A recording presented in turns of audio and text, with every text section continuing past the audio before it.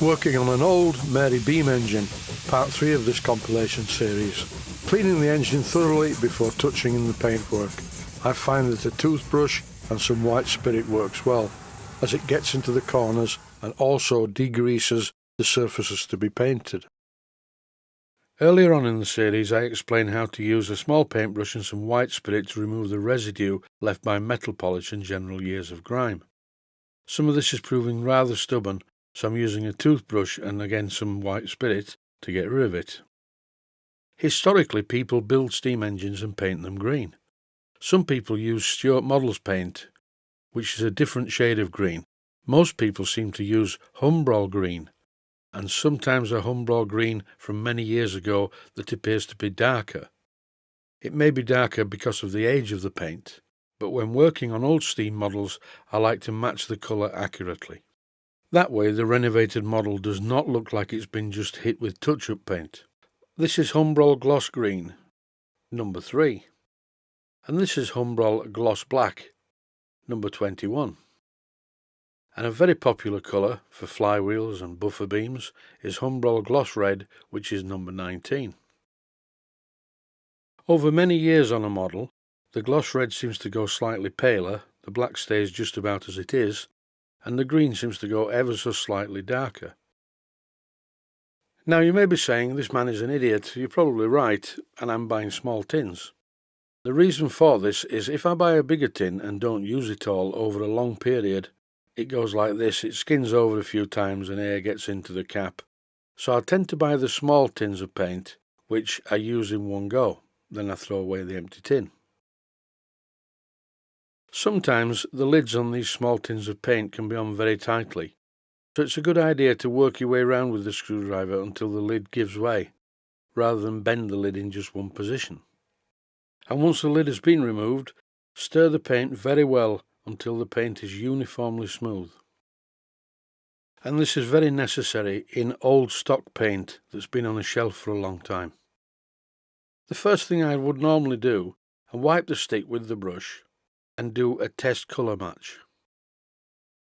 I would work the paint into the brush on a piece of metal that I would use a little bit like an artist's palette for mixing the colours. But the first thing to do is to apply the paint just as it came out of the tin onto the model and see how close it is to the finish on the model. And as you can see, it's a little too bright. So the next thing to do is to try and get the shade correct.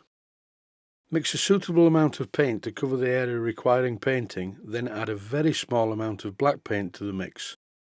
If inadvertently you add too much black paint to the mix, it will go very dark very quickly. The solution for this is to then add some more of the original green colour to brighten it back up again. It's very much a case of trial and error and practice to get the colour match correct.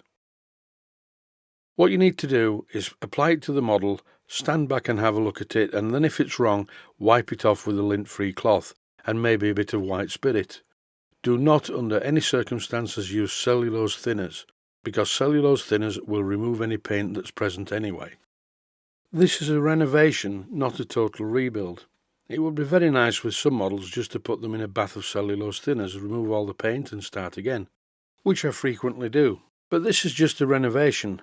I wish to preserve the look of the original builder's painting, while at the same time making the engine look like it did when it was first built. Here I'm stirring a tin of red paint. This is Humbrol number 19, red, and this is the colour for the flywheel and the cylinder on this engine. The original colours have faded and there is some damage, so before I paint the parts, what I'm doing is rubbing them down with some very fine wet or dry sandpaper, just to get a key for the paint and to smooth out the damaged areas. The paint is sufficiently thick to fill these damaged areas, and a couple of coats should see the flywheel looking better than new. Here I'm doing the cylinder. This is a little tricky and it's really difficult not to get paint on either yourself or other parts of the engine. I particularly enjoy painting the parts in situ without dismantling the engine completely, because if you do that, you have to put the engine back together and you're very likely to damage the paint. If you're painting steam engine parts either on the engine or off the engine, do not put too much paint on in one go.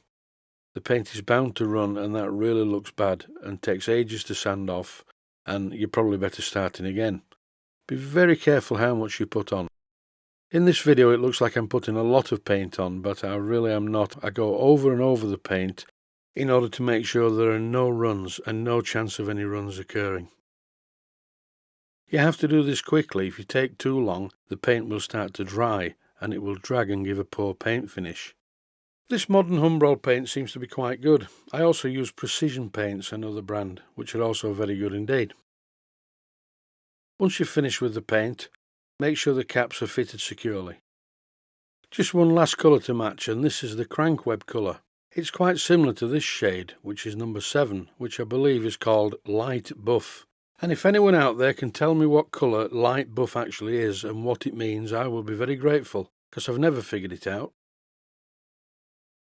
As you can see, I have made a link for the governor. I was waiting for a drawing to be sent from a friend of mine, but he must have forgotten. So I thought, well, I'd better get on with it because I need to finish this and move on to another engine. So it's finished now and it works quite well. It's still a little on the stiff side, but it will soon work loose. There's never enough mass in the governor balls on these small engines. The butterfly valve is not very effective at shutting off the steam, but nevertheless it looks better with the link in place. Before I forget, I thought I would clean up the brass nameplate. This brass nameplate is one of these kind of nameplates that I think you actually solder the letters in, and it's quite good. Historically, and even more recently with my painting, the nameplate has been overpainted with some green paint. So it's time to remove this, and to do this I would use a ruler, a steel ruler, as a scraper. You will notice that there is still some painting left to do on this engine, around the top of the columns. All I have to do is remove the 4 ornamental nuts and clean them up, shine them up on my polishing spindle, then paint the top of the column and refit the nuts. This is a small piece of 800 grit wet or dry sandpaper, and I'm holding it over the steel rule to give me a straight edge to continue cleaning up the nameplate. This nameplate is not very even, so I think what I'll do is just use the sandpaper on its own. Once I've finished with the wet or dry sandpaper, I would switch to a cotton cloth. This polishes the plate. I don't want to use metal polish because otherwise I will end up with white residue and I'll have to start the white spirit process again. I generally use this stuff for polishing steam engines. It's been out for years and of course it's called Brasso. And I'm going to use Brasso on the flywheel. Now you have a choice. You can either do it this way or run the engine and live dangerously and do it this way. Now I cannot recommend this at all. I cannot be held responsible for any injuries to anyone who decides to try this themselves. Even with an engine of this size, severe injury would result if you caught your fingers in the flywheel. It's not going to stop in a hurry and there's quite a lot of mass there going around. So once again, do not try this at home. The only real parts I'm cleaning up on this engine are the flywheel and the top of the beam, and of course the brass frame surrounding the entire bed plate. The rest of the gunmetal and brass parts have a really nice patina, and I really don't want to disturb this because I like the effect of the age on the pieces of metal. Because the engine is largely made from gunmetal and brass, things like the governor would look unrealistic if they were polished up. But certain items on an engine look really nice polished up, and it's very easy to do, as I've just shown, to polish up the rim of the flywheel, and also I polished up the top of the beam, which I didn't bother showing. As you can see, the engine really looks the part. It's got a great patina for an old engine, it's very well made, and with a bit of digital enhancement we're back in the Industrial Revolution. Thanks for watching this short series and I hope you found it useful. Please take the time to visit my Mainsteam Models website and click on the section of the website that says Video Playlists. And by doing that, you can find other videos that you may like to watch. And by using the playlists, you can actually watch the videos back to back.